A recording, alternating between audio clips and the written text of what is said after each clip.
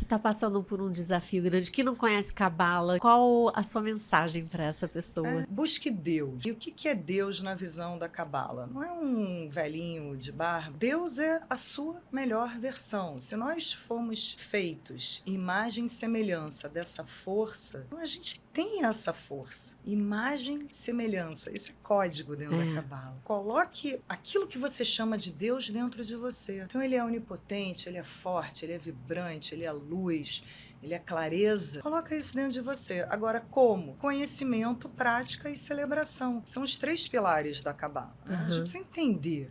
A gente precisa buscar o estudo. Como é que eu primeiro fui engenheira para depois ser uma professora de Cabala? É muito estudo. E é tão bom estudar. É muito bom. Nós somos eternos aprendizes. Não é? É tão bom a gente saber que não sabe tudo, né? A gente fica aberto para aprender, né?